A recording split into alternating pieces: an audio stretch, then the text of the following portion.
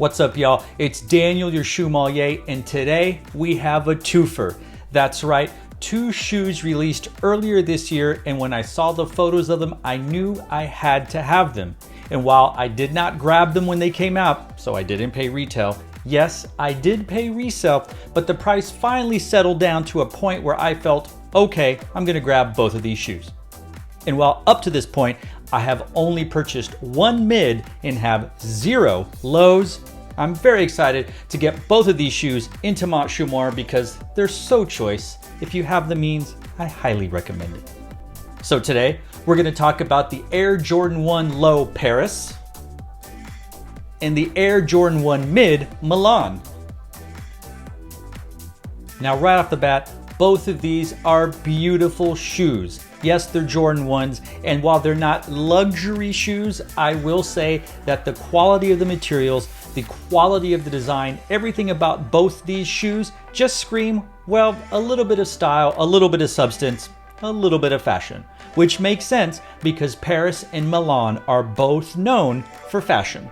Since both of these shoes are basically Jordan 1s, one's a low, one's a mid, we're going to review both of them at the same time.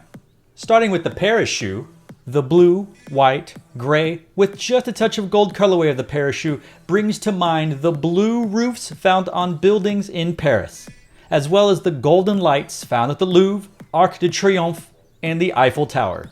It is, of course, the City of Lights. The Milan shoe, the rose, bone, sail, and white colors of the Milan shoe pay homage to the luxury and fashion of Milan, as well as the signature stonework and the Duomo Cathedral. Now, what do these shoes have in common, and what are the differences? Well, they're both Jordan 1s. Duh. Both of the tongues are made of canvas in white, and both have flat white laces.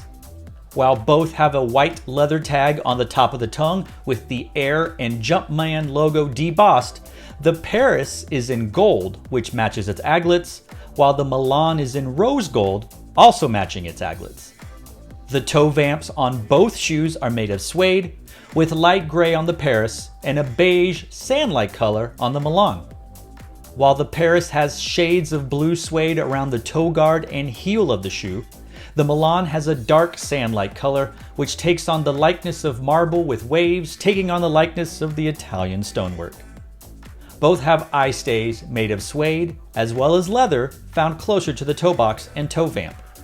Leather swooshes are found on both shoes, on both the lateral and medial side of the shoes, sitting atop white leather on the quarter.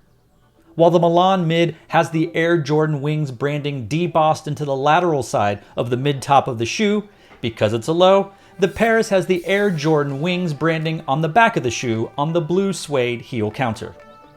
And finally, both shoes sit atop a white Jordan 1 midsole with your standard Jordan 1 outsole found in white on the Paris shoe and found in rose pink on the Paris. When it comes to fit, I'm normally a size 9 across the board, Jordan 1s, Ultra Boosts, Asics, Puma, etc. That's my normal size when it comes to this silhouette. I ordered a size 9, and honestly, it fits true to size. There's nothing about these shoes that feel different than a normal Jordan 1 other than, well, one's a mid and one's a low. And if you find these shoes comfortable, which, let's face it, they're not that comfortable, then you will find this shoe every bit as comfortable as every other low or mid. Personally, for me, when walking around or having to stand around a lot, and if I'm going to wear these shoes, I'm going to put in an insole. I'm very partial to super feet. You should check out the reviews I did about them. So all that to say, I find that whatever size is your true to size when it comes to Jordan 1 mid and low, I say go for it. As I mentioned, I find this shoe so stylish, so luxurious, so sophisticated, so choice. The mixture of the leather and the suede, and yes, even the canvas, really brings a touch of class to these shoes. And to me, when I look at them and when I wear them, I don't really think of these as being basketball shoes. I feel like this is Nike's closest attempt at marrying the luxury houses of Paris and Milan with, well, where they make Nike shoes, which would be in China. So while this isn't handmade Italian leather, I guess the hands that make these shoes in China with the leather to look like Italian leather will have to do. The Nike Air Jordan 1 Low Paris and the Air Jordan 1 Mid Milan both released on February 22nd, 2020 and retailed for $100 and $130 US American dollars respectively. What do you guys think about both of these shoes and which one's your favorite, Paris or Milan?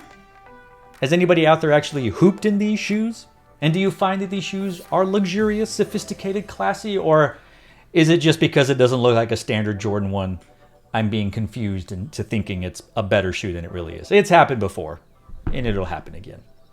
Let us all know in the comments down below. And to all of you out there, wherever you are, especially if you're in Paris or if you're in Milan, thanks for watching. Stay tuned and just chill. Till the next episode.